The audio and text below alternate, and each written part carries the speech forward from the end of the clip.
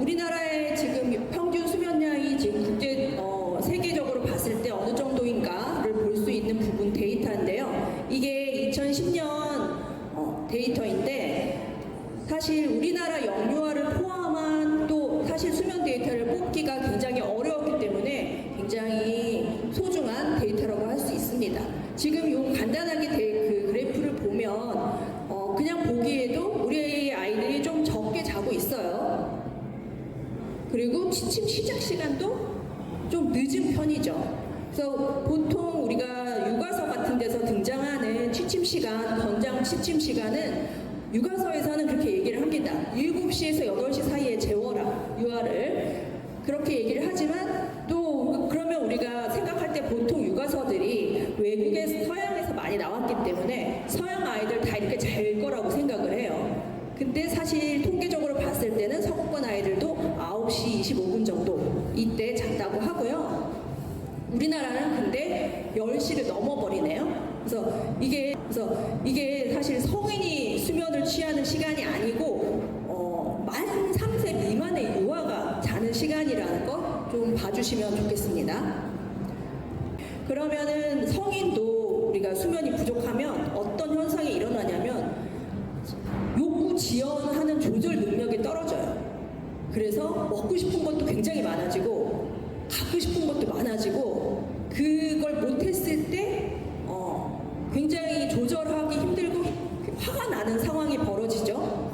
근데 유아는 어떠냐? 그러면 유아는 성인보다 조절 능력이 떨어지는데 잠을 2시간 정도 못 자고 있단 말이에요.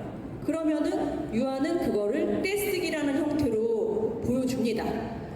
그래서 이제 수면 증상 부족할 때 나오는 증상을 4가지로 카테고리를 볼 수 있는데 감정 행동 변화도 있고 건강상의 문제 그리고 학습적으로도 굉장히 문제가 많이 생기고요. 또 결국 다시 악순환으로 수면장애 문제로 연결이 됩니다.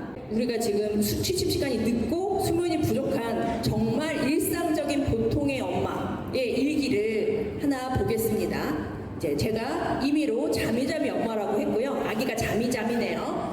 그래서 보면 엄마가 8시에 기상을 하고 8시 20분에 아이를 겨우 깨웠어요. 그리고 8시 50분에 차를 타고 갔는데 그리고 4시에 아이가 하원을 하자마자 하는 일은 뭐냐면 놀이터 가야 돼요. 아이 데리고 놀이터 가서 6시 반에 집에 가기 전까지 계속 집에 가자는 시도를 30분마다 한 번씩 해요. 근데 잘 안 가요. 한 번에 가는 아이는 아무도 없습니다. 근데 그리고서는 돌아오자마자 또 7시에 이제 밥을 먹는데 밥 잘 안 먹죠. 돌아와서 전환이 잘 안 되거든요. 그리고 이제 8시에 아빠가 오면 한숨 돌렸나 싶은데 우리 이제 상상할 수 있겠죠. 아빠가 오면 뭘 하냐면 TV를 봐요. 아이랑 같이. 그리고 그 다음에 이 9시 반에 결국 방에 들어가기 전까지 TV 끄기 하는데 씨름하고 또 핸드폰 뺐는데 씨름하고 하다가 결국 9시 반에 들어가고요. 9시 반에 들어가는데 잠들기까지 11시에 결국 잠이 드는데 그 사이에 계속 징징대